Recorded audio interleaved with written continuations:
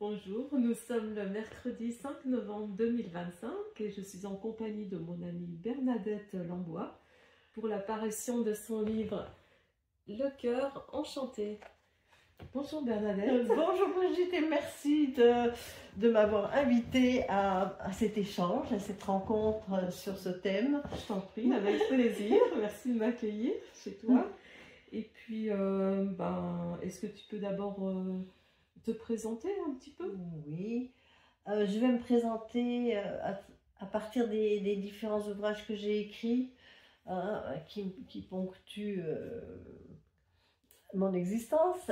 Et d'abord, le premier, ça a été l'art du zodiaque, parce que je m'intéressais à l'astrologie déjà dans les classes de lycée, avant de m'intéresser à la psychologie dont j'ai fait ma profession.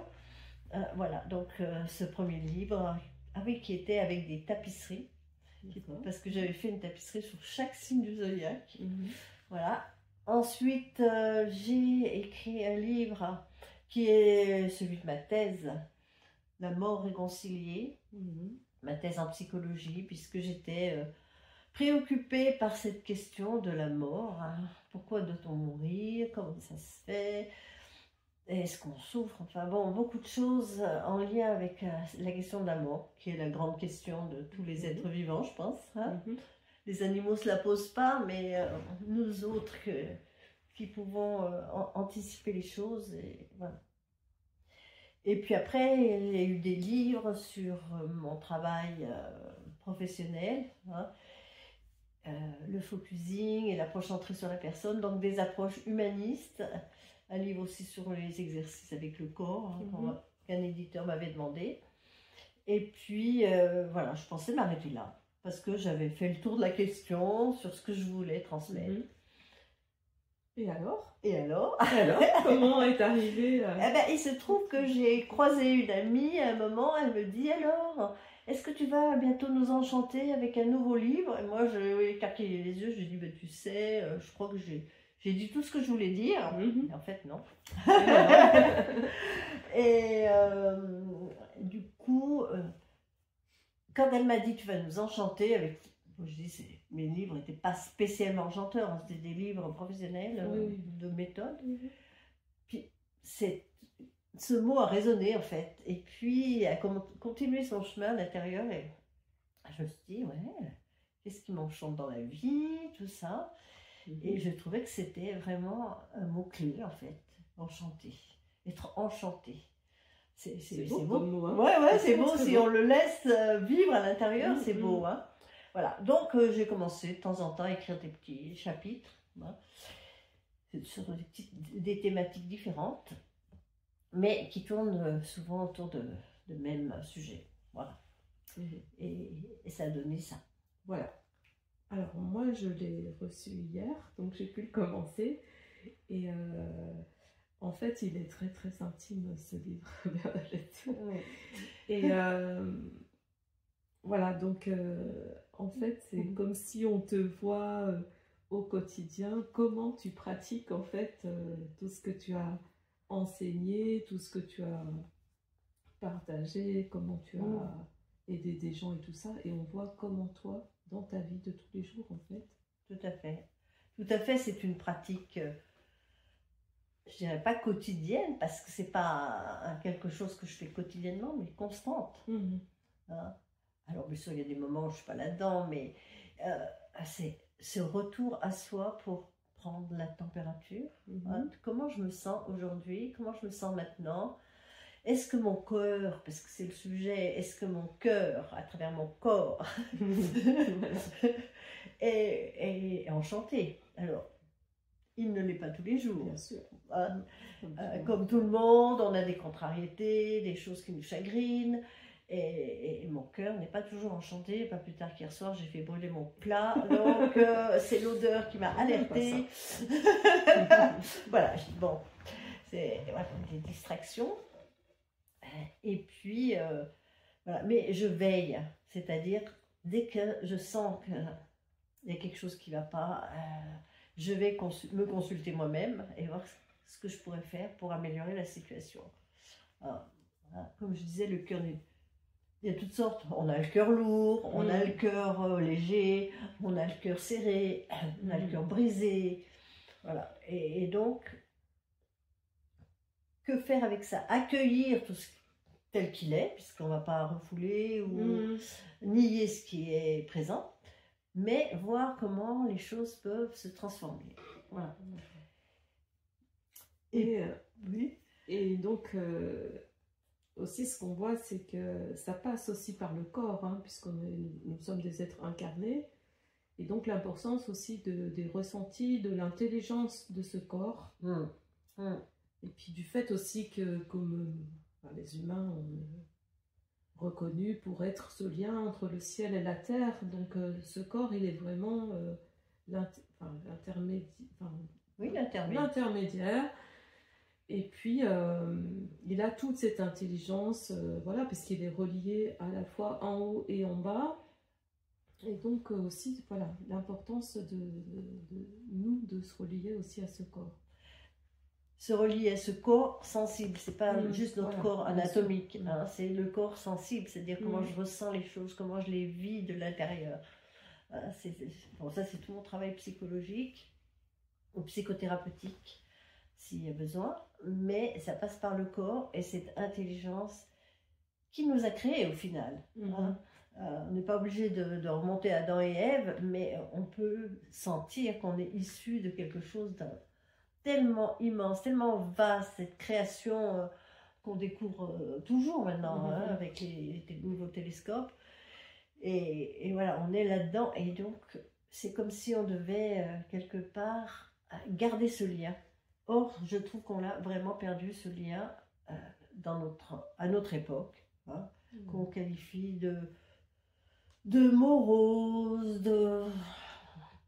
Voilà, peut-être que ce mal-être aussi est dû aussi à un peu cette déconnexion qu'on a et qu'on se sent petit, peut-être pas capable de faire certaines choses, d'agir au quotidien. Et pourtant, comme tu le dis si bien, on est relié à beaucoup plus grand et que là, ça peut changer. Ça change notre vision, voilà, ça change notre vision. Mais c'est pas une vision intellectuelle, c'est pas juste trouver un sens à ma vie ici sur Terre.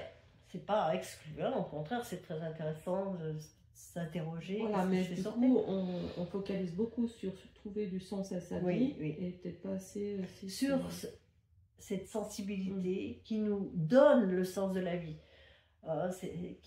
C'est même pas le sens de la vie qui nous donne le goût de la vie, la saveur du vivant. Hein, dans la mesure où on est relié, connecté à notre environnement, aux autres. Et donc, c'est important, selon moi, de pouvoir veiller à cette reliance-là, et créer de l'harmonie autour de nous. Voilà. Et du coup, comment être enchanté, comment notre corps... Je fais un lapsus, hein. Corps et cœur, enchanté. Corps et cœur, ça va ensemble. Ça va ensemble. C'est pas un cœur désincarné. Voilà, c'est un cœur absolument incarné parce qu'on doit pouvoir vibrer dans notre corps cet enchantement. Je reviens sur le fait qu'on a perdu un petit peu quelque chose parce que ce qu'on nous donne à manger, entre guillemets, c'est la société de consommation.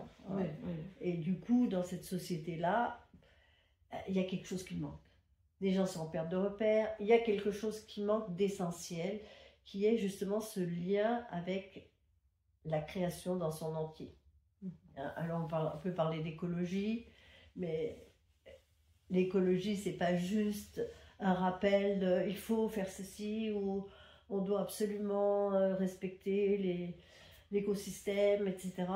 C'est vraiment quelque chose qui doit passer par un ressenti, parce que si on est branché sur ce ressenti, on le protège. On n'a pas besoin de loi, même si on est gouverné et qu'il faut des lois, mais c'est comme quelque chose d'instinctif, ce qui nous mobilise nous-mêmes pour respecter la nature, respecter l'eau, respecter et non pas polluer et abîmer ce qui nous est donné.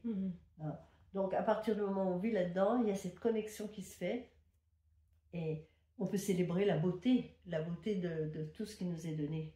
Hein, aussi bien les animaux, les plantes, les montagnes, puisqu'on habite dans les montagnes. Finalement, partout, dans tous les lieux, Oui.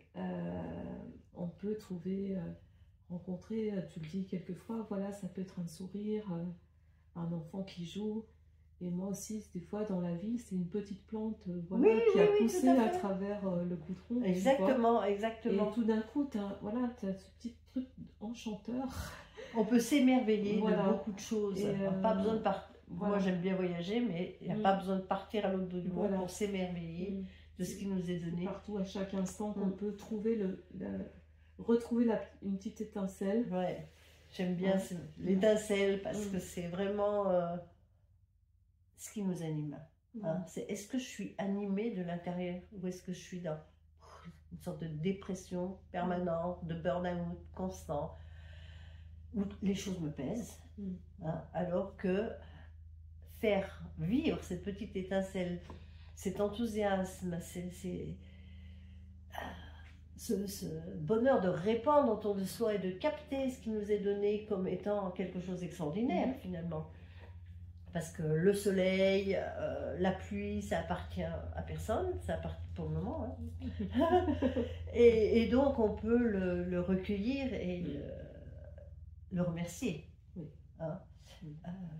Et même en plein centre-ville, comme tu dis, un sourire d'enfant ou quelqu'un qu'on peut même aider, parce que quand on aide quelqu'un, eh bien, on est récompensé, ça nous fait du bien à nous aussi. Hein. Mais dans les plantes, moi quand je me promène, que ce soit à Paris ou n'importe quelle grande ville, j'admire les arbres, j'admire les plantes, je me penche sur la nature et sur... Le mot animé, ça vient de âme, hein, et moi c'est vraiment parler avec mon âme, vivre avec mon âme en relation avec mon corps, c'est pas le nier, au contraire, c'est cette jonction-là, terre, ciel là-haut, terre en bas, et voilà. Et c'est un petit peu ça que j'ai voulu faire passer dans mon livre. Oui, parce que notre corps, il est aussi tout le temps en interaction avec notre environnement, le vivant, les gens qui nous entourent. Constamment, on est imprégné. Constamment, on est imprégné de tout ce qui nous environne. Hein. Et je pense que il y a le décalage entre nous, du fond on vit, et le corps, lui, il capte tout, en fait. Et il nous fait savoir. Et c'est important, justement, de revenir à ce corps et lui, ce qu'il ressent. Voilà. Et donc, on peut se fier à son corps, et son corps, il nous dit si notre cœur est enchanté, parce qu'il est en expansion, il est relaxé, il est joyeux, etc. Et moi, je pense qu'il y a quand même une dimension, c'est un petit peu toute la trame de mon livre, hein, c'est une dimension au-delà des apparences. Ça m'a toujours fascinée. C'est quelque chose qui m'a attirée, c'est comme si ce qui m'est donné à voir, si je reste plaquée à ce qui m'est donné à voir au sens strict, il manque quelque chose. Et moi, c'est cette autre dimension qui est de l'ordre de l'invisible, hein, de l'au-delà du visible, justement, qui est essentiel à mes yeux. Et quand on regarde quelque chose de beau et qu'on est transporté dans cette autre dimension, là, notre cœur est enchanté. Et du coup, est-ce que je peux reposer un regard de telle sorte que je ne regarde pas seulement la chose avec ses détails, etc., mais que je perçoive autre chose. Qu'est-ce qu'il y a derrière? Qu'est-ce qui l'apporte, cette chose-là? Qu'est-ce qui l'amène à être comme elle est? Voilà. Donc, c'est au-delà de ma petite personne, quelque chose de bien plus vaste, bien plus grand que moi. Et bien sûr, je ne néglige pas ma petite personne, surtout ne négligez pas votre personne, prenez soin de vous, au contraire, c'est en prenant soin de soi, en se donnant ce qui est bon pour soi, voilà, qu'on peut célébrer la vie. Hein, c'est pas en s'intoxiquant en permanence, mais bon, je ne vais pas développer ce chapitre, hein, mais j'aurais beaucoup de choses à dire, parce que, bon, je ne dis pas que moi, c'est toujours impeccable, hein, ce que je fais, ce que je mange, ce que je fais.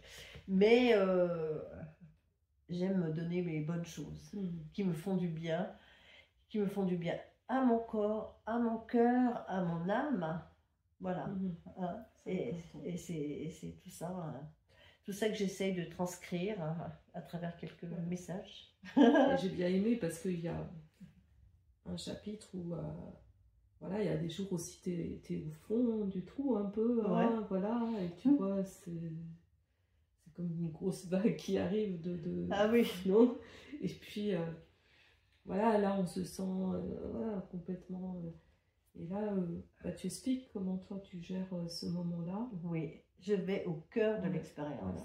Au cœur de l'expérience, c'est-à-dire au-delà du mental, mais ça on reviendra quand on parlera du focusing, de ma méthode de travail, c'est-à-dire au cœur de l'expérience, il y a comme quelque chose qui sait prendre la relève, hein, donc qui va transformer ce qui est douloureux, ce qui est sombre, qui va l'amener vers un changement bénéfique pour les personnes, pour moi, pour vous autres. Mais en général, ce qui nous freine, c'est la peur. Alors on va essayer d'être au-delà des conflits, mais on est en conflit avec soi-même, mais rien voir, rien regarder, parce que voilà, qu'est-ce qui va m'arriver? C'est pas du tout ça, c'est au sein même, au cœur même de l'expérience, qu'il y a la beauté aussi. La beauté, il y a l'amour, il y a quelque chose de plus vaste qui nous transcende. Et voilà, qui nous transcende. Super. Et donc un jour, voilà, tu parlais du focusing, hein, qui est toi la méthode, ça fait 40 ans que je pratique, voilà, hein, donc un peu plus. Donc ça c'est très chouette à découvrir, parce que moi j'ai fait une formation avec toi, puis aussi dans un groupe.